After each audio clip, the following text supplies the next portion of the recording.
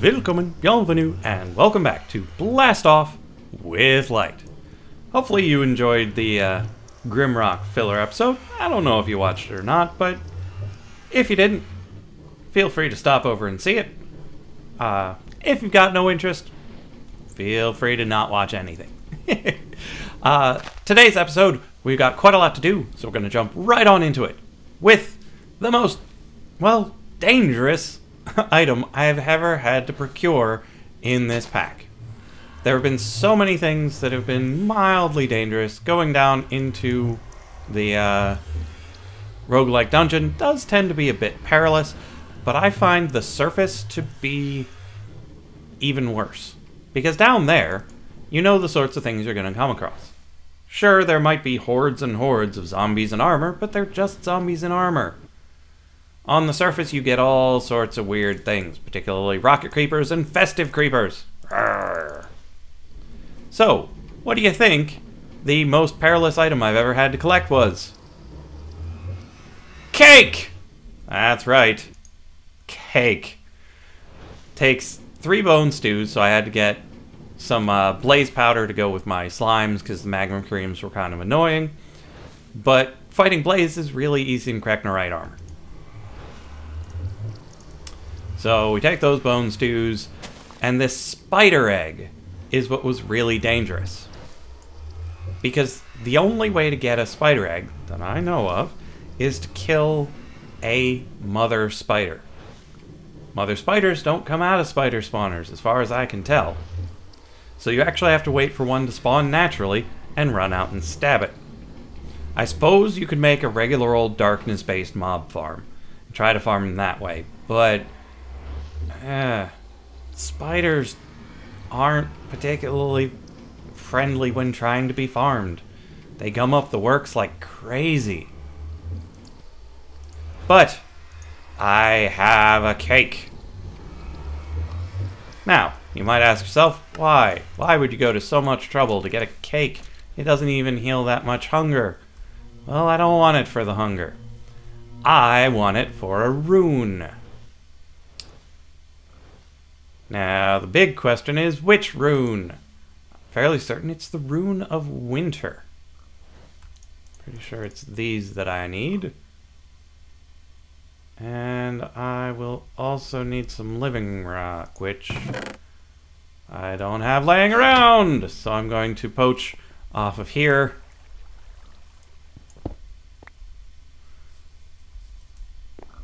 And we'll move right along. Actually, I'm going to need a second piece of that. Let's take this piece too. So, let's double check on our Rune of Winter. Oh, I made a golden bag of holding because it's incredibly useful. And I kind of missed having one. Okay, so... Actually, it'll be much faster this way. Rune of Winter. Cake, water, earth, snow, snow, wool. Cake, water, earth, wool, and 2 snows. Snow, snow, wool, cake, water, earth. 1, 2, 3, 4, 5, 6. Where's my wand? Pow-pow! I don't really need to worry about mana because this one is pretty much full. This one is still not particularly full, but this one is to the brim. So this has been working pretty darn well. We're almost there. And we're there. Here you go, and pow. Now that actually completes a quest. It's not why I did it. But, hey, I'll take whatever I can get. So, getting started. Seasonal runes, there we get 3 blocks of mana steel. I'm quite happy to take that. But that's not why we wanted it. We want it as part of another rune. Earth, Winter, let's put this in here, and a pair of mana diamonds. So you can tell from the makeup of this rune that it's one of the Deadly Sin runes. Because it requires the season and the mana diamonds. And there we are.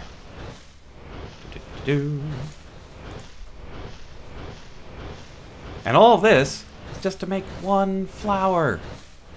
One incredibly cool flower, mind you, but still just one flower. Come on, finish up. We've got things to do. There we go. Pow, and pow. So we got ourselves 2 runes of wrath. And then we'll mix it with 2 of all of these. Oh right, we're making 2 flowers today. We need another set of seeds.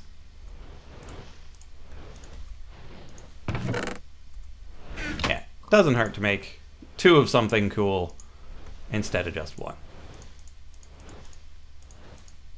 Okay, so where is our bucket? We used to have an empty bucket, but it seems to have gone on walkabout. Well, we can empty out our lava for the moment. And then pick it up before we leave.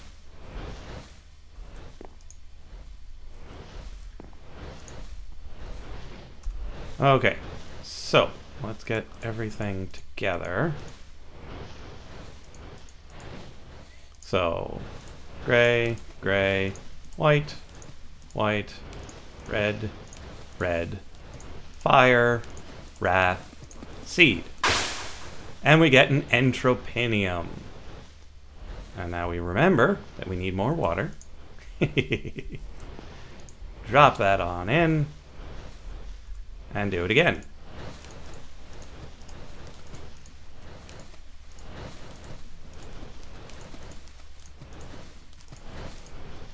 There we go. Got ourselves a pair of entropiniums. We've only got 1 floating flower though. Let's grab ourselves another of those. So if you forgot about these, you need the pasture seed, you need a bit of dirt.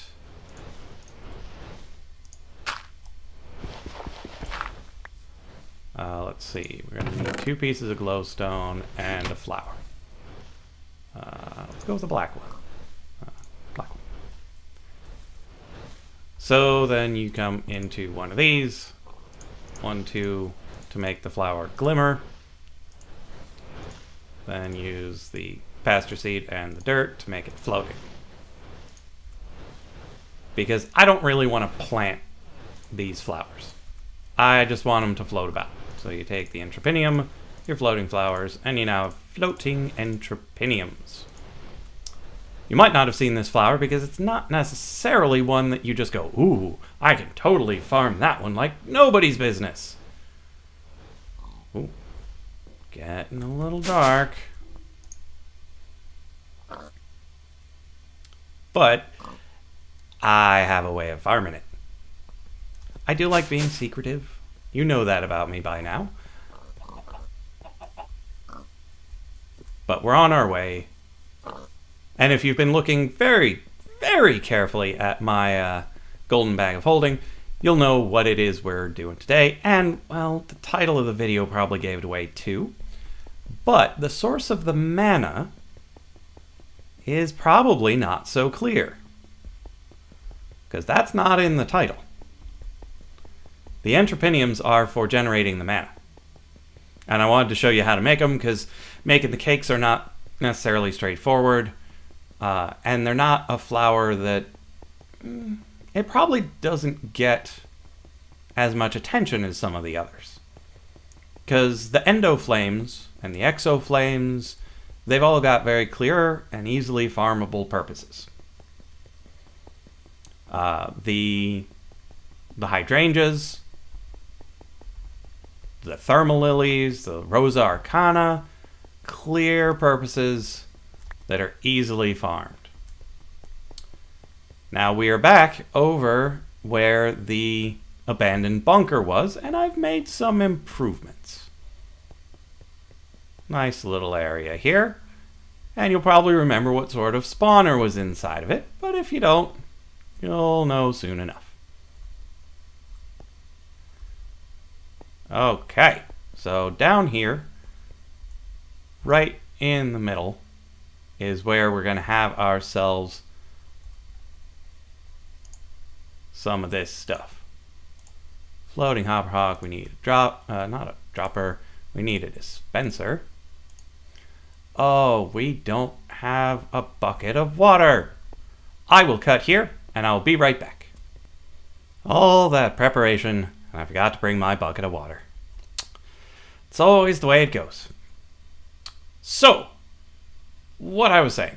We're in here. We need to build our fancy thing. What our fancy thing is... Okay, so we've got that there. Yes, that's what we need. So we're going to take our dispenser and point it this way. Gonna put a bit of water here. We're going to take our hopper and place it here for getting things into that, which means we place a floating hopper hawk here. Now it'll be important to not drop things while down here. We are going to cap this off so nothing can get out accidentally. And then we need to add a bit of redstone to this. I'm going to put it off to this side. Yeah. Oh, right. Water. Bad for redstone. Let's put it off to this side then. Okay, so we go into our bag of tricks. We grab comparator. 1, 2, 3, 4 pieces of redstone should be enough. Best practice would be to use different blocks than the natural surroundings, but I don't exactly have a lot of things readily available, and I'm not going to be doing a lot of digging around here. So we put down our comparator, we throw it into... That's not what I wanted. We put down our comparator. We put it into subtract mode. We need a block here.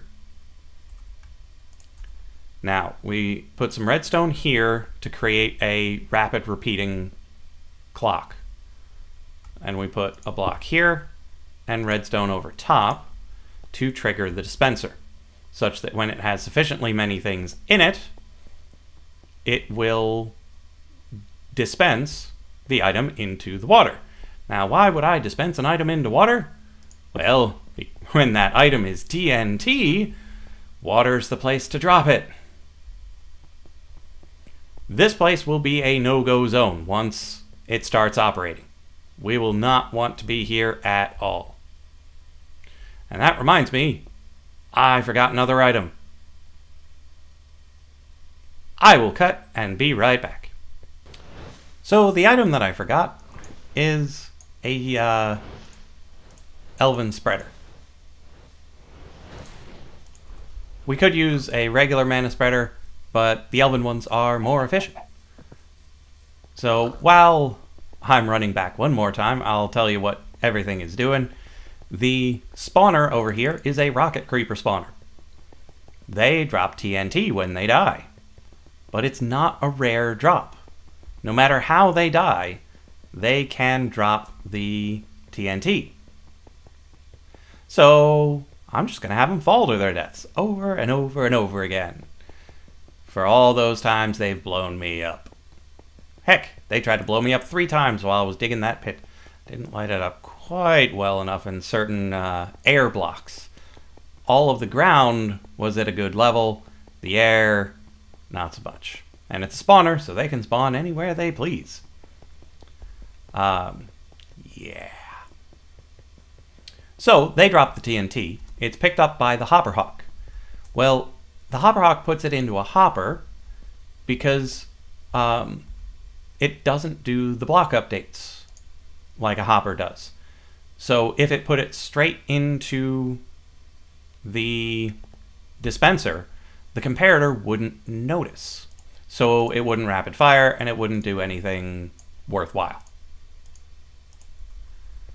So we have the hopper hawk put it into a hopper, which does do the block updates correctly. So hopper hawk into the hopper does the block update correctly into the dispenser, and then common vanilla redstone to rapidly dispense whatever goes into it into the water. And I have it do it rapidly instead of the as soon as something goes in, because I'm not sure how quickly the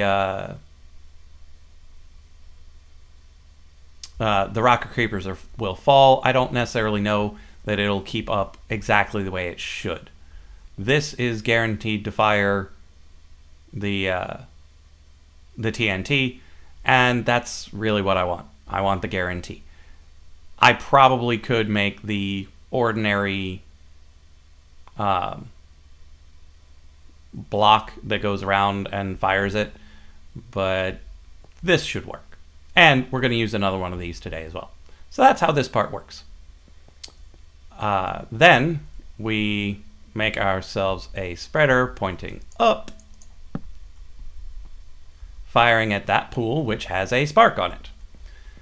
And set up a couple of these entrepiniums. I'll put them here and here. They don't have to be directly adjacent to the TNT blast to scoop it up. That's what they do. They eat the explosion of TNT. It's pretty neat. So you can get a whole slew of them over here. And the water is just in case they don't eat it. If 3 rocket creepers fall at once and this goes bam, bam, bam, only 2 of them will be eaten. So the other one will explode. And if there weren't water, it would destroy the landscape. But it'll still be dangerous down here. You'll still take damage from exploding TNT. It just won't destroy the landscape. So once we're done with this, once it's all set up, this should be a no-go zone. I'm not going to miss this hardened clay. So yeah, that's this area down here. Up here, we're going to be building our Conjuration Station. I'm going to build it right here because, well, we can expand the building out around it and make it a fancy little area. So let's get some of this stuff put away. We don't need this or this. We do need these. So the foundation of this process is a mana pool with a Conjuration Catalyst under it. This is the one from over in my base. I'm moving it over here because I'm really not going to need it over there once this is set up. So we've got that. Then on it, we put a spark that is dominant. So it will suck up all the mana from the pool down there. Next up, we're going to need a dropper on top of that. And we're going to put some thickened glass around it. I just like the thickened glass. It doesn't have to be this. And it doesn't necessarily need to be encased. But I like keeping all the stuff inside, so that's what I'm going to do. And I want to be able to see it, because it's going to look pretty awesome. Granted, you probably won't get to see it in this episode, but so it goes.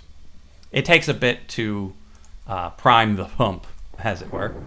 So now we're going to set up something very much like what you saw down there. So we put this guy into subtract mode. We put a block out here.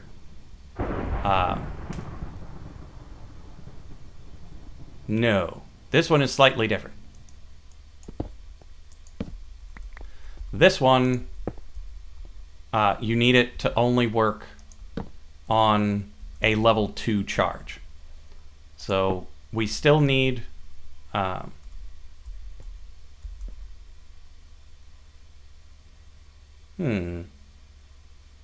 believe that's how it works.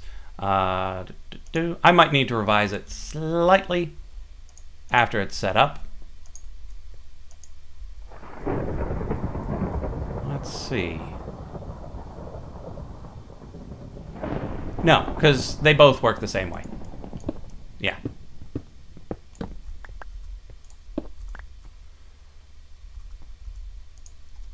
Which, if you notice, and you're good at redstone, you'll know that the thing down at the bottom isn't necessarily efficient because you need quite a bit of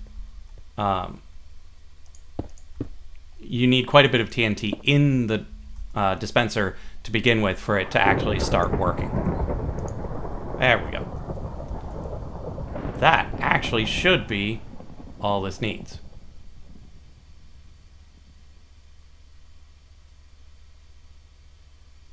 Yeah, I'm fairly certain this is all it needs. I might have to double check my schematics, but I plan on making a tutorial on this thing anyway.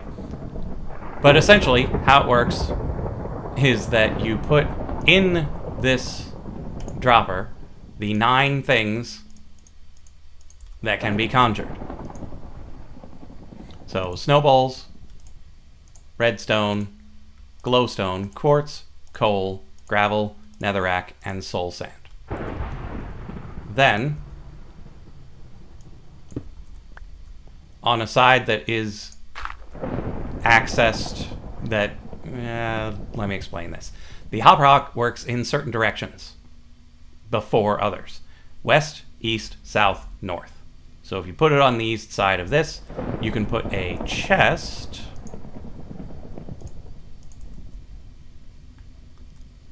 on any of the other sides, and it'll put it in the chest after the dropper is full. So it'll drop things, pick it up, shove it back in until this is full, and then it'll start filling this chest. Then you can sort from this chest into whatever mass storage you want. Now this all together, the pool will start to fill. The comparator will see how full it is on a charge of more than 1. So once it hits 2, it'll start a rapid fire clock, and it'll dump probably 2 or 3 items into the pool to be duplicated, which will be thrown back inside, and then once it charges back up, it'll do it again, and again, and again. So this track of redstone does the clock, this track sets it to go all rapid fire mode. Pow, pow, pow, pow, pow. And that's all you need for your Conjuration Station. You need a good source of mana, and this little device.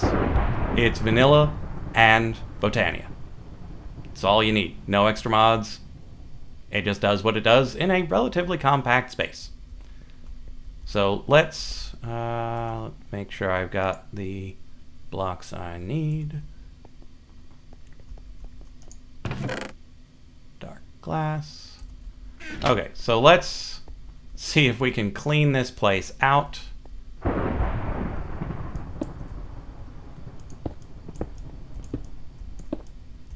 And get this thing running.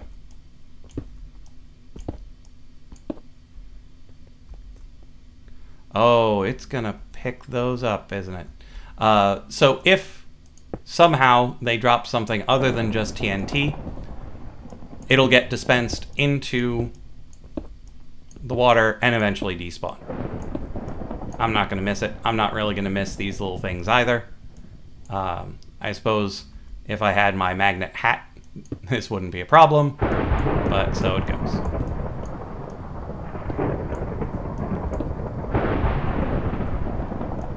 Once all of these are out, it should start slowly spawning the creepers, and when I turn off the lights,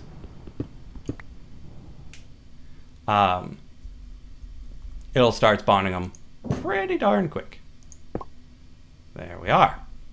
Now, unfortunately, this area is not necessarily protected from meteors or other such things. However, with this cage over top, even if it does get struck, well, I need to cover this up too. Even if it does get struck by one of the meteors, it won't have its structural integrity degraded any. Still open? Good. So yeah, quick little note about building outside the safe zone. Cover your things up. Or build underground, I suppose. Okay, so now, if we flip the switch, It's all dark inside. And they should start spawning. This is dark glass. Oh, there he goes. And curse split. Now, the infernal versions don't die on impact.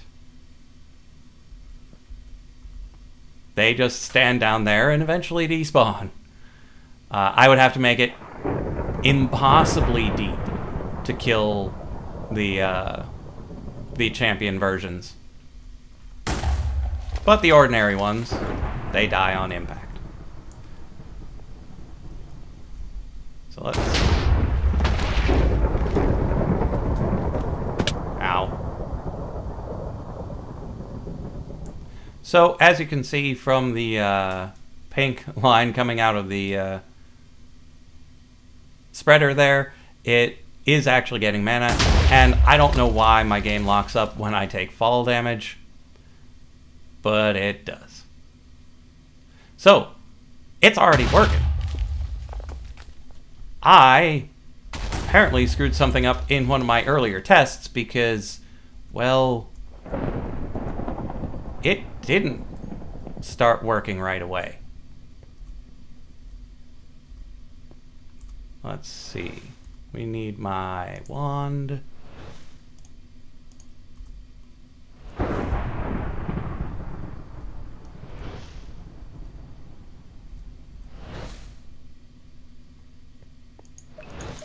Okay, so the Elven Mana Spreader is getting tons of stuff. I'm not going to look that gift horse in its mouth. But I do want to see what the deal is here. Because this should be getting the mana. You should be able to get it from the bottom. So it might be... Okay, there we go. We've got a visible amount of mana. Now this place is incredibly dangerous. But I've got it fenced in. I should be relatively safe. And we can just sit here and watch the rocket creepers fall to their doom.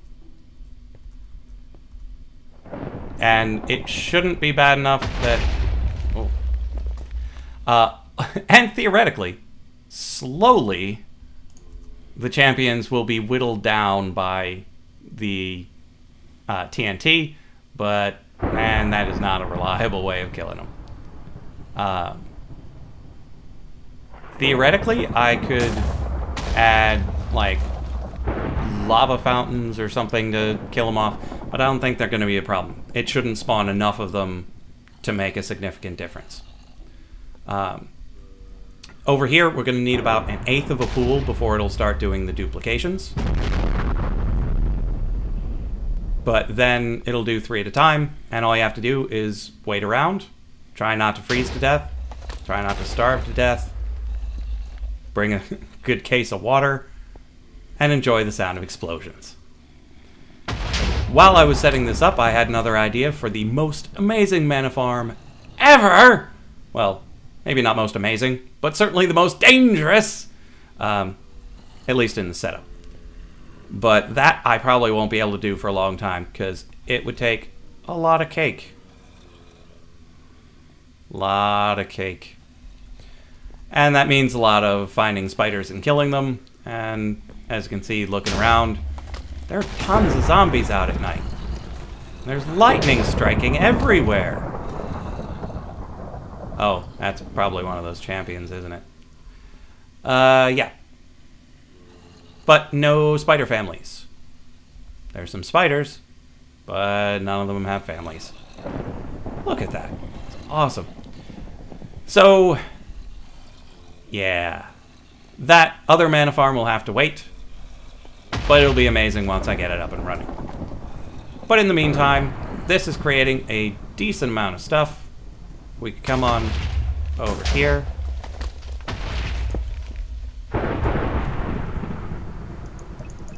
Yeah, it doesn't create a whole lot of mana very fast. But you can't necessarily expect it to. it's only got the 2 flowers. Once I get more cakes, I can make more flowers. And potentially more spreaders to pull the stuff out of the flowers faster.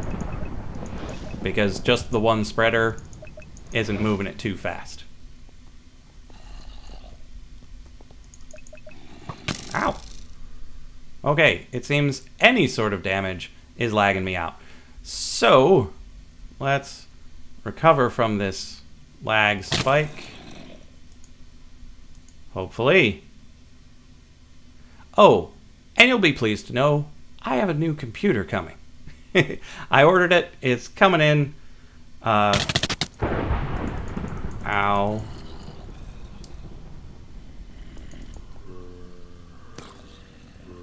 Ow. So, yes.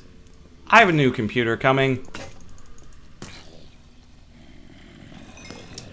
It should be here on Friday. And then I won't have to deal with these weird things quite as much. It should, in theory, improve the video quality of all of the things that I do, and it should run quite a bit smoother. Here's looking forward to that. But that's all the time I've got for this episode, so I'll see you in the next episode of Blast Off with Light.